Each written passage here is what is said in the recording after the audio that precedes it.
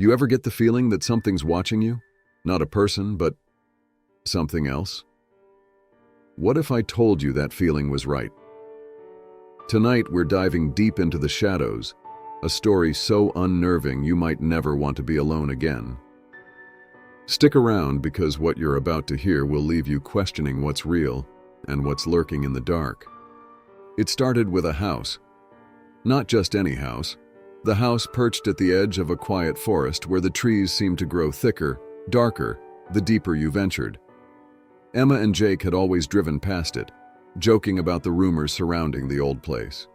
Whispers about strange lights flickering inside when no one had lived there for years, about a girl who had gone missing decades ago and was never found. But tonight, something felt different. "Do you feel that?" Jake asked, gripping the steering wheel tighter as they passed the house again. His voice was tense, barely above a whisper. Emma glanced at him, her heart racing, though she couldn't explain why. The air felt heavier, like the house itself was watching them. "Let's just go," Emma said, her voice trembling. But Jake, curious as ever, slowed down. "One quick look," he muttered. They pulled over. The silence outside was suffocating, the world seemingly frozen. Not a single leaf rustled in the trees, not a breath of wind. They crept closer to the gate, its iron bars rusted and twisted like skeletal fingers. And then they saw it, a faint glow flickering in one of the upstairs windows. "Someone's in there," Emma whispered, but deep down, she knew that wasn't true. Jake pushed open the gate with a loud creak, the sound echoing through the night like a warning. They stepped onto the overgrown path, the weeds crunching underfoot. The front door stood slightly ajar, almost inviting them in. Inside, the house was colder than it had any right to be. Dust hung in the air, thick enough to taste. The floor creaked beneath their weight, as if the house itself was groaning in protest. "Let's go upstairs," Jake suggested, though Emma's instincts screamed to turn back. They ascended the staircase, each step groaning louder than the last. As they reached the landing, the faint glow they had seen from outside flickered again, this time coming from behind a door at the end of the hallway. Jake, driven by an inexplicable need, reached for the doorknob.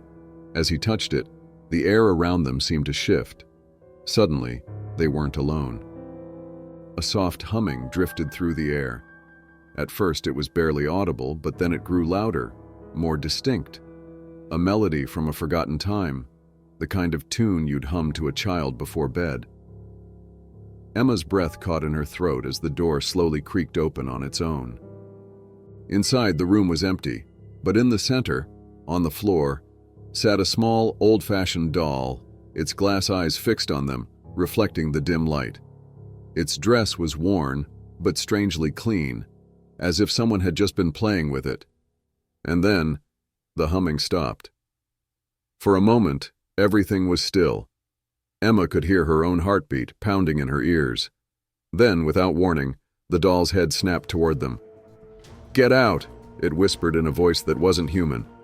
They didn't wait. They bolted down the stairs, tripping over each other in their desperation to escape.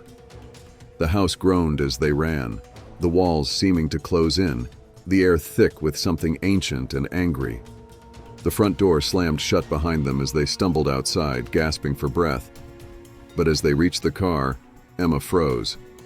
She glanced back at the house, and there, standing in the upstairs window, was the figure of a little girl. Pale, motionless, watching them with hollow eyes.